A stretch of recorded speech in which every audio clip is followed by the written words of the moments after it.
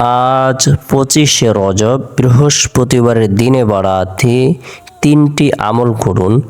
গায়বী সাহায্য আসবে, ঋণ পরিশোধ হবে, জীবনের সকল গুনাহ মাফ হবে। বৃহস্পতিবারের দিন সাপ্তাহিক উত্তম দিনসমূহের মধ্যে অন্যতম একটি দিন। বৃহস্পতিবারের দিন বরকতপূর্ণ একটি দিন, মাহাত্ম্যপূর্ণ একটি দিন, তাৎপর্যপূর্ণ একটি দিন। আজকের বৃহস্পতিবারের দিন অতিবাহিত হওয়ার পরে বিভিন্ন দেশে 26 তারিখ শুরু হয়ে যাবে। 26 তারিখ দিবাগত রাতেই শবে মেরাজ বা লাইলাতুল মেরাজের ঘটনা সংঘটিত হয়েছে। এই রাতটি আল্লাহ তাআলার কাছে অনেক পছন্দনীয় একটি রাত। এ রাতে নবী সাল্লাল্লাহু আলাইহি সাল্লামকে আল্লাহ তাআলা তার নিয়ামতসমূহ অবলোকন করানোর উদ্দেশ্যে তাকে বিশেষ একটি সফর করাইছেন, বিশেষ একটি ভ্রমণ করাইছেন।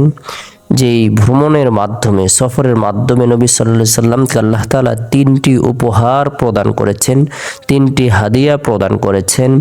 সেই 3টি হাদিয়া, উপহার, উপটোকন উম্মতে মুহাম্মদী যদি আঁকড়ে ধরে, আল্লাহ তাআলা তাদেরকে এহজগতে সফলতা দান করবেন, পরজগতে আল্লাহ তাআলা চূড়ান্ত সফলতা দান করবেন।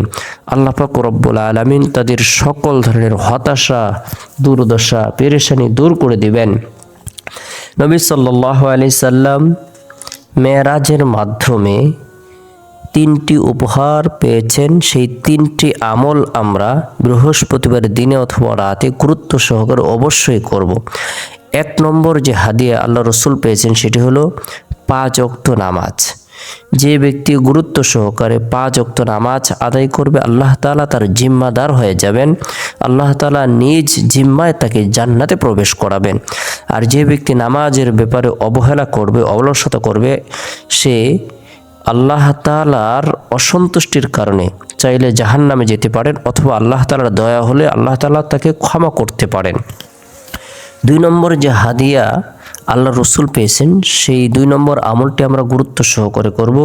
সূরা বাকারার শেষ 2টি আয়াত, আমানার রাসূলু বিমা উনজিলা ইলাইহি মির রাব্বিহি ওয়াল মুমিনুন কুল্লুন আমানা বিল্লাহি ওয়া মালাইকাতিহি ওয়া কুতুবিহি ওয়া রুসুলিহি লা নুফাররিকু বাইনা আহাদিন মির রুসুলি ওয়া ক্বালু সামি'না ওয়া আতা'না গুফরানাকা রাব্বানা ওয়া ইলাইকাল মাসির লা ইউকাল্লিফুল্লাহু নাফসান ইল্লা উসআহা লাহা মা কাসাবাত ওয়া আলাইহা মা اكتسبت ربنا لا تؤاخذنا إن نسينا واخطأنا ربنا ولا تحمل علينا إصرا كما حملته على الذين من قبلنا ربنا ولا تحملنا ما لا طاقة لنا به واعف عنا واغفر لنا وارحمنا أنت مولانا فانصرنا على القوم الكافرين।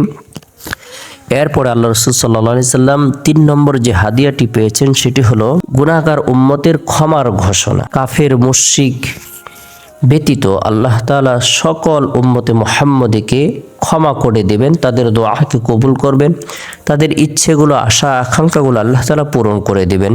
তাই অধিক পরিমাণে এই রাতে অথবা দিনে ইস্তিগফারের আমল করব। ছোট্ট ইস্তিগফার, আস্তাগফিরুল্লাহ আস্তাগফিরুল্লাহ, আল্লাহ আমাকে ক্ষমা করুন, আল্লাহ আমাকে ক্ষমা করুন। বড় ইস্তিগফার, আস্তাগফিরুল্লাহাল্লাযী লা ইলাহা ইল্লা হুয়াল হাইয়ুল কাইয়্যুম ওয়া আতুবু ইলাইহি।